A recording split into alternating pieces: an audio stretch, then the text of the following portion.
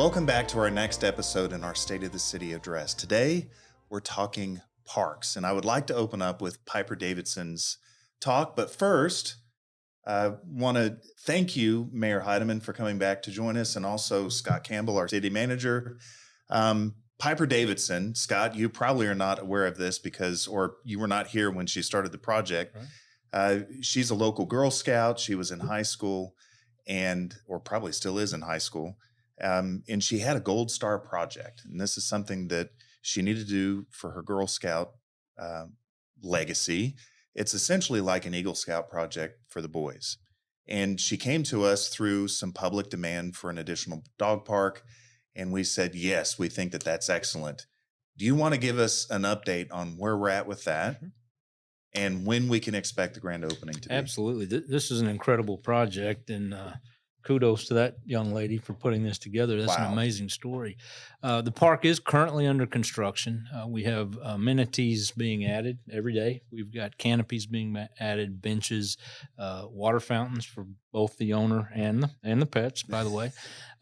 We anticipate right now a grand opening in early spring, and stay tuned for when that is actually going to occur. But we're very excited about this project. Stay tuned for more. So we did have quite a bit of feedback for additional areas for people to congregate, especially centered around their pets.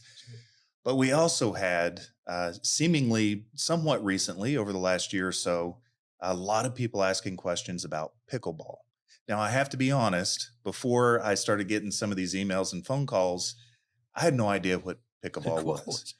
So for those of you that don't know, and I'm sure there's not many of you out there, it's essentially a smaller version of tennis with a plastic kind of a wiffle ball looking thing.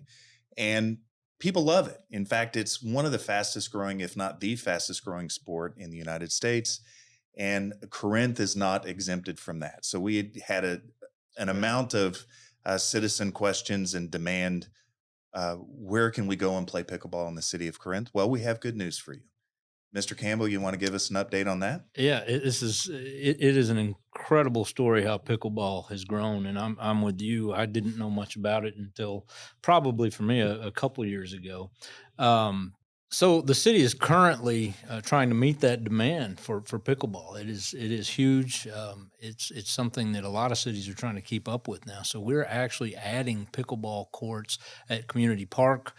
We've striped the courts to accommodate that, and it's something that's we know is going to get a lot of use, and we're actually evaluating sites for future additions down the road. It just seems like that demand is there, and it's not going away anytime soon, and we're trying to respond to that. So it's very popular, and we're excited to add that amenity for our citizens. So when you say restriping, we're adding a pickleball playable area to the basketball courts that are over there by the softball fields and the baseball fields. Correct. Utilizing existing courts. Absolutely. And Corinth has got a lot of other parks and a lot of other space that may be available for future pickleball expansion.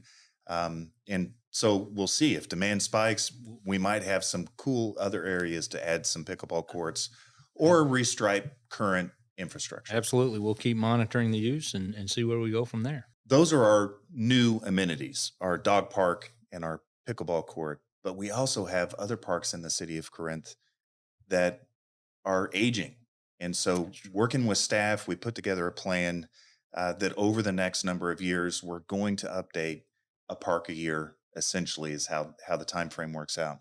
So the first rehab was Meadowview Park. That happened last year. Actually, huge kudos to staff. That was a community build project.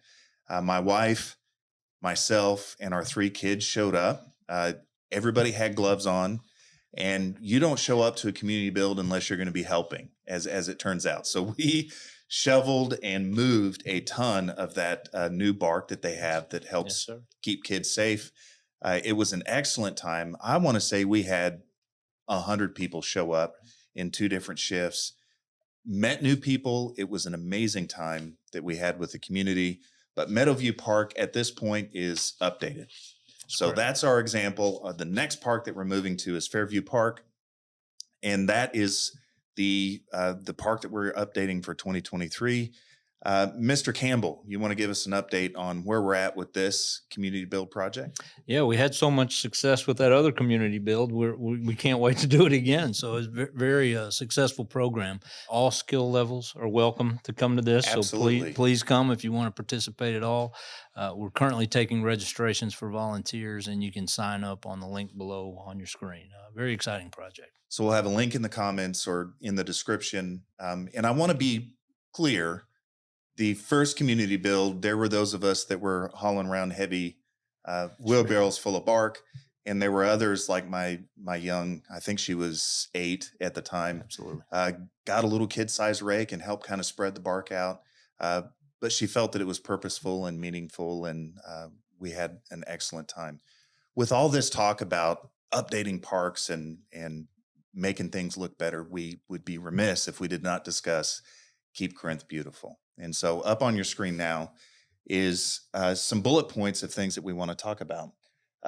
Council, just a little bit of backstory. We decided a year ago that we would combine Keep Corinth Beautiful with our Parks and Recreation Board. So now that one board is umbrellaed under Keep Corinth Beautiful and is tasked with all the same things. So half the number of meetings, twice the impact, as we like to say.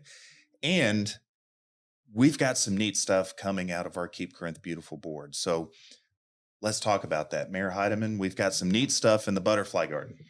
Yes, we do. And I don't know if you've been down there or not. And if you haven't been down there, I would really recommend that you take the time to go down there and visit that area, because there's been a lot of work that's gone into developing this.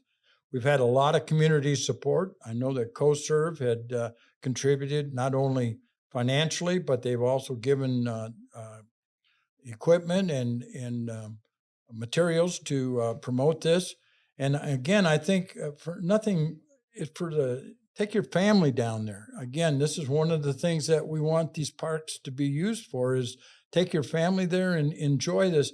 But there's a lot of education to be learned down there about what they're trying to promote there in terms of the different types of plants and how they're all laid out and things of that nature. So when you're over in the community park and you got a few minutes to spare in between baseball games or soccer games, walk over there and where the butterfly park is, and just kind of observe some of the things that have been going on there. And I think this is a well-kept secret that I would like to make more public.